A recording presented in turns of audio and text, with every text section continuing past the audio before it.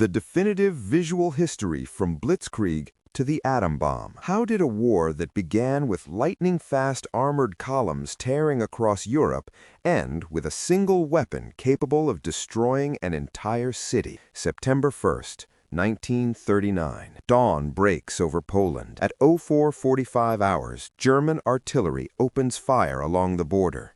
Minutes later, Luftwaffe bombers roar overhead. This was not a declaration of war in words, but in steel, fire, and speed. The Second World War had begun. From the fields of Poland to the ruins of Berlin, from the sands of North Africa to the jungles of the Pacific, this conflict would consume the globe. Over the next 6 years, more than 60 million lives would be lost.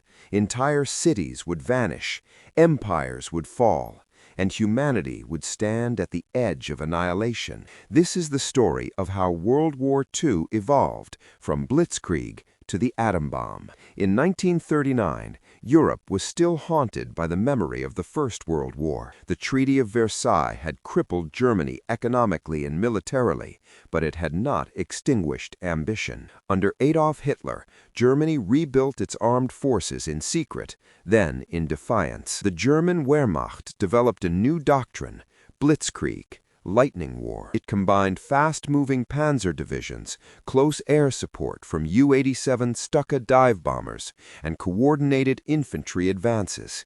The goal was simple: break the enemy before they could react. Opposing them were armies still preparing to fight the last war. Poland's forces were brave but outmatched. France relied on the static Maginot Line. Britain, though powerful at sea, had a small standing army on land. Meanwhile, in the east, the Soviet Union watched cautiously. Bound by the Molotov-Ribbentrop Pact, Stalin and Hitler had agreed, temporarily, to divide Eastern Europe. Little did they know, this alliance was built on betrayal. Beyond Europe, Japan had already been at war in China since 1937. The United States remained officially neutral, but its industrial power loomed in the background. The world was tense. The fuse was lit. By September 1939, Poland was collapsing. German Panzer IIIs and IVs punched through defensive lines. At the Battle of the Bzura, Polish forces counterattacked, but Luftwaffe bombers turned retreat into massacre. On September 17th, the Red Army invaded Poland from the east.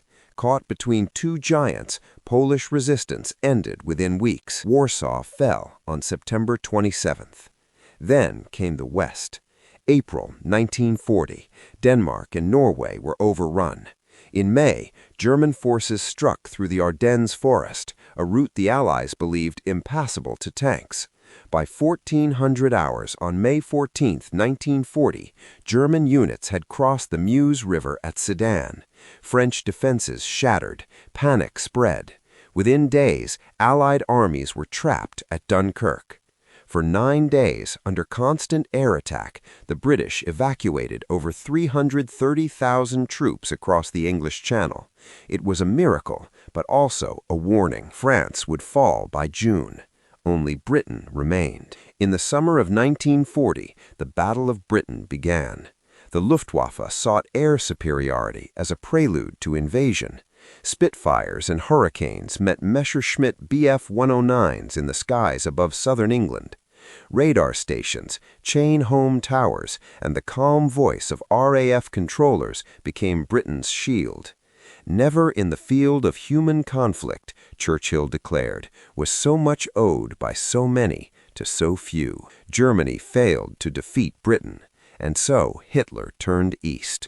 On June 22, 1941, Operation Barbarossa began, the largest invasion in human history. 3 million Axis soldiers crossed into the Soviet Union. From the Baltic to the Black Sea, German army groups north, center, and south advanced with terrifying speed. Soviet units were encircled and destroyed. By September, Kiev had fallen, with over 600,000 Red Army soldiers captured. The road to Moscow lay open. But the distances were vast, supply lines stretched thin, autumn rains turned roads into mud. Then came winter. By December 1941, German troops stood less than 25 miles from the Kremlin. Temperatures plunged to minus 30 degrees Celsius. Engines froze, weapons jammed, men died in their foxholes. Fresh Siberian divisions counterattacked. The Wehrmacht had failed. Meanwhile, on December 7, 1941, half a world away, Japanese aircraft attacked Pearl Harbor. Battleships burned. Over 2,400 Americans were killed. The United States entered the war. What had been a European conflict became truly global. In the Pacific, Japan advanced rapidly, capturing the Philippines, Singapore, and the Dutch East Indies. Allied forces retreated, battered, and stunned. In North Africa, Rommel's Africa Corps clashed with British forces across the desert. In the Atlantic, U-boats hunted merchant convoys, threatening to starve Britain into submission. By 1942, Axis powers stood at the height of their expansion.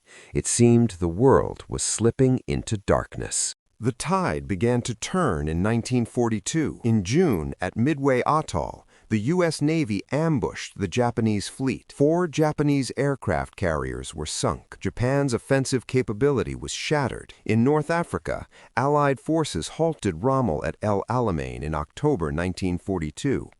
Montgomery's 8th Army pushed the Axis westward. "This is not the end," Churchill said, "but it is the end of the beginning." But the true crucible was Stalingrad. From August 1942 to February 1943, German's 6th Army fought street by street along the Volga River. Snipers stalked ruins. Artillery thundered day and night. For months, the city changed hands, building by building. Fear gripped the men on both sides. Then came Operation Uranus. Soviet forces encircled Stalingrad. Over 250,000 Axis troops were trapped.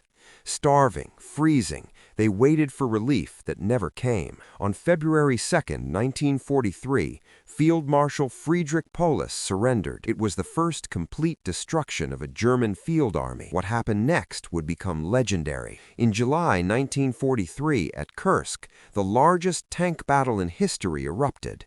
Thousands of T-34s and Panthers clashed across the steppe. Germany lost the last of its strategic reserves. From this point on, the Axis fought defensively. The Allies advanced relentlessly, from Sicily to Italy, from Normandy to Paris. On June 6, 1944, D-Day, over 156,000 Allied troops landed in Normandy. Under fire, soldiers pushed inland. The liberation of Western Europe had begun. By 1945, the Red Army closed in on Berlin. Allied bombers devastated German industry. Cities like Dresden and Hamburg lay in ruins. On April 30, 1945, Adolf Hitler committed suicide in his bunker. Germany surrendered unconditionally on May 7th. Victory in Europe was declared, but the war was not over. In the Pacific, Japan continued to fight with fanatical determination.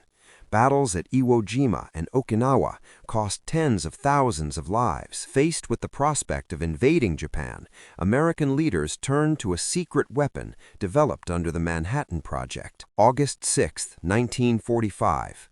At 08:15 hours, the B-29 Enola Gay dropped an atomic bomb on Hiroshima, a blinding flash, a mushroom cloud. Over 70,000 people died instantly. 3 days later, Nagasaki was struck. Japan surrendered on August 15, 1945. The Second World War was over. But the world had changed forever. Nuclear weapons had rewritten the rules of war. In total, an estimated 60 to 70 million people perished, soldiers and civilians alike. Medals were awarded, heroes were remembered, but the scars remained. The war gave birth to the United Nations, reshaped borders, and began the Cold War. Its lessons remain painfully relevant. From the thunder of Blitzkrieg to the silence after the atomic blast, World War II was a journey through the extremes of human capability, both for destruction and for resilience. This was just one of countless untold stories from the Second World War. Subscribe to Past Horizon as we continue to bring these forgotten chapters of history back to life.